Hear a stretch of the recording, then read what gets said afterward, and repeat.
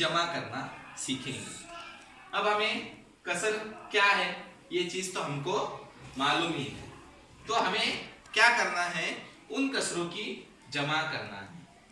तो सबसे पहले हम कसरों की जमा किस तरह करते हैं वो सीखेंगे। तो मैं पहला सवाल आपको बताता हूं। एक सवाल है हमारा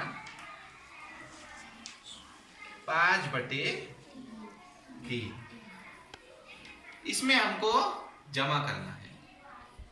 क्या करना है हमको? जमा करना है।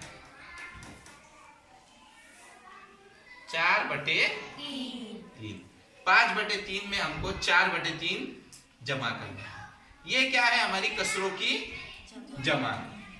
अब एक चीज आप लोग ध्यान में रखिए कि जब कभी भी दो कसरों की जमा की जाती है और उनका नसब नुमा एक जैसा हो तो नसब नुमा को नीचे बटे में एक ही बार लिखते हैं। ये दोनों का नसब नुमा ये 3 है, एक जैसा है इसलिए एक ही बार लिखते हैं। इस कसर में 5/3 में आपको मालूम है 5 शुमार कुनिंदा है और 3 नसब नुमा है। इसमें 4 शुमार कुनिंदा है, 3 नसब नुमा। तो इसमें नसब नुमा एक जैसा है इसलिए हमने 3 को कॉमन लिख दिए। उसके बाद में शुमार कुनिंदा की हम जमा करें।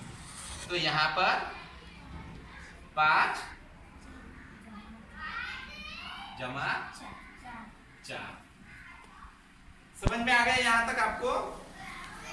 5/3 और 4/3 की जब हमने जमा करे तो 3 कॉमन लिख के 5 जमा 4 हमने यहां पर लिख दिया है। अब यहां पर 3 जैसी के वैसे आएगा क्योंकि इसमें कुछ जमा तफरीक हमने नहीं करी। अब 5 में 4 जमा करने पर कितना जवाब आता है? 9। Very good.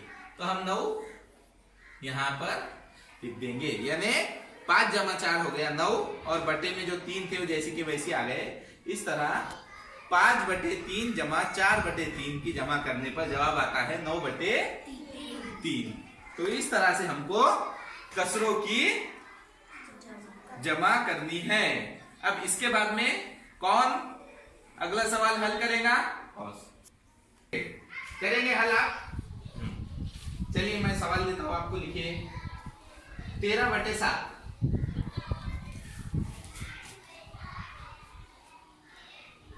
Very good. जमा 11/7। Very good. अब इनकी जमा करना है, कीजिए आप। कैसे करेंगे बताइए?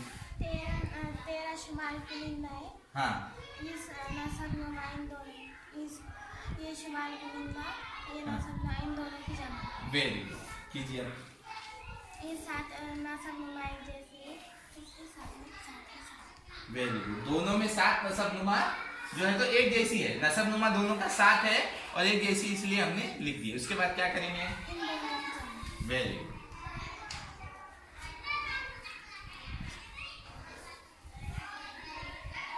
Very good. इन दोनों की जमा से हाँ।